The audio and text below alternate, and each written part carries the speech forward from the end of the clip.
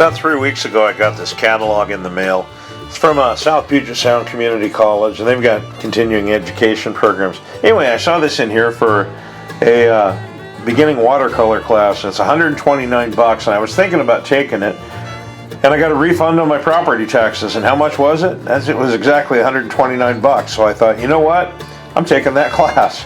So I'm taking it. I'm just gonna video everything we do in the lessons.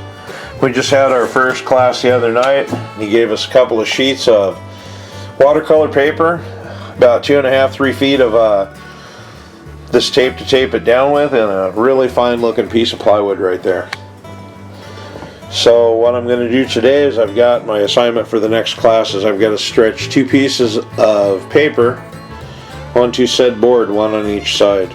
So since it's going to take a while, I figure I'll do one. I got to run some errands in town, do that, and then I'll come back and do the other one.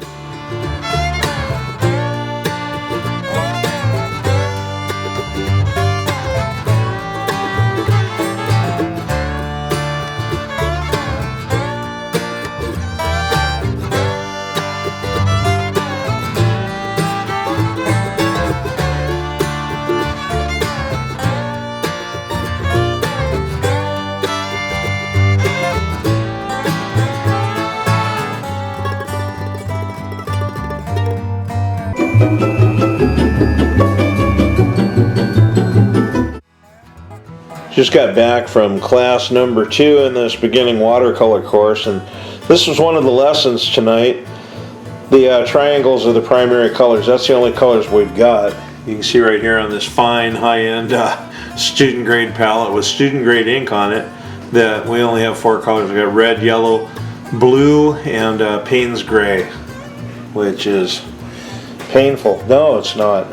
Anyway, so what we did was we painted the triangles, the red, yellow, and blue. Those are our primaries, and then each of these squares is an equal mixture. 1 part red, 1 part yellow equals this, which is kind of cool for reference. Now if you put 2 parts this and 2 parts this and 1 part that, then you end up in here, and that goes all the way around for the rest of it. Now if you take equal parts of the red, the blue, and the yellow, you end up with this really crappy looking kind of neutral color. It's kind of brownish. I used to get this all over me when I'd have to clean the sumps in a print shop I worked in. Anyway, and then the idea from that was to take equal parts of your primaries, your red, your yellow, and your blue. That gives you this, but as you start moving it towards the orange, start adding more orange, it'll become more and more brown until it becomes orange. So it's kind of an interesting way to study the way the colors hit on there. But that was the first lesson we did tonight. Some people had never worked with watercolors before and were treating the watercolors like oil paints, and that was kind of interesting. The second lesson was this. We came along and divided the page up, slapped down a little bit of each color in here, and then did a graded wash. I don't know if you can tell on the camera, but they're supposed to get a little bit lighter. This is deceptively difficult. It seems like it'd be pretty easy to do. I mean, you're just bringing it down and getting it lighter and lighter and lighter, but it's really hard to maintain that across there without getting too wet and getting these little dew jobbers where you can see where there's too much water and it just sort of swelled up in there. You know, it's one of those things that comes with practice, I guess. But this was the second part of the lesson tonight.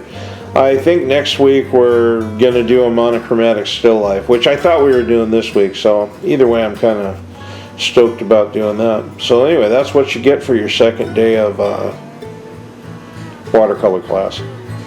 I also wanted to mention that in addition to everything else we had tonight, this was the brush that we were provided to do this wash with.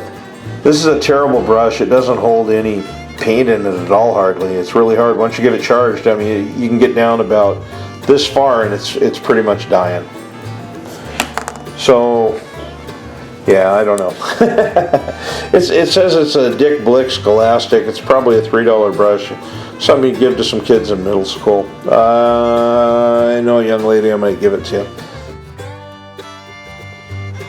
I haven't been to class in a couple weeks because I've been really sick, and this week the idea was we were going to be given this reference photo of some famous watercolor, and we had to recreate it in the class. And you got about 20 minutes, maybe half an hour to recreate it real quick. And that was a reference photo, and here is my crappy version of it. I haven't pulled the tape off of it yet, but I like the blue down in the shadows down here on the bottom. Those look kind of cool. Don't like the grass, and I don't like that little scruffy tree sticking up out of the snow. I would have tossed both of those out, but they were part of the assignment and I had to put them in. I'm not sure about that other tree. I'm not sure about any of this, honestly, but I think that the blue shadows are kind of cool. That's how you paint dark white. Well, since I did learn some stuff painting it in class, I'm going to try and paint it again and use some of the things I picked up when I painted it the first time. I think people, when they paint really great paintings, a lot of them probably do it 2 or 3 times. It's kind of like you do the first one's a sketch, second one's a sketch. I saw a guy do a portrait and he did like 34 sketches that were painted before he actually did the portrait. And the actual portrait took him like 20 minutes because he knew exactly what he was doing. I think a lot of time when I get stuck, I just don't know what I'm doing. So I'm going to paint this again because I kind of know what I'm doing. So the painting this week was some birch trees. You can see my little birch trees here. They're really crappy. We had to do some spatter. I don't like spatter. I think it looks messy. I'm a cartoon, pen and ink kind of guy. I like some tidiness to it, but I didn't like that. But I do like the color combination on the trees. I think they look kind of cool. They have texture. They have some dimension to them, and you can definitely tell from which direction the sun's coming. The grass I was feeling pretty good about, or these weeds or whatever this is, until I got to looking here and I missed that. So, you know, typically I repaint the assignment for the class, but I'm not gonna, because I just don't care. I mean, I feel like I learned what I needed to learn off the tree trunks. I know about the spatter now. Don't do the spatter. It looks like crap. I can't wait to see what we do next week. We're bringing in 2 stretched sheets of watercolor on the board, and we're doing wet and wet, and he's going to mess around with Frisket. I've done a bunch of stuff with Frisket here at the house, but it'll be interesting getting the perspective of a guy who mostly does landscapes on what you'd use Frisket for. I don't know, maybe sparkles on the water or something. Anyway, cool. Best $130 I've spent this year yet. Well, so much for the watercolor class. I ended up getting pretty sick for a while, and I missed a couple classes. And then just like that, the whole COVID-19 pandemic sort of hit, and they canceled all the classes. So, no more beginning watercolor class. So as a beginning watercolor aficionado, what should I do? Well, I think what I'm going to do is I'm just going to keep watching people on the internet I'm watching, because they're not going to have any classes for a while. So I'm just going to keep watching the people on the internet that I like how they work, try and pick up their perspective from these things, and I'm just going to get as much paint on paper as I can. I'm going to keep trying things. If they don't work out for me, then that's cool. I'll just keep trying them again and again and again. I think that's a lot of what we do is we kind of bang our head up against the wall until we kind of figure it out. So I don't know, what can you do, man? Paint. That's what you can do. You can paint. So not being able to have the class is kind of a drag, but I understand why they're doing it. I'm an old guy. I don't want to get sick. I don't want to die. Nobody does. So what I think I'm going to do is I'm going to just spend more time on the internet watching folks paint that I like their style, and I'm going to, I think, just try and paint as much as I can here on my own. I mean, that's kind of what it all comes down to in the end, isn't it? How much time you spend with a stick, with a dirty stick in your hand. So, yeah, so much for the beginning watercolor class. Wow.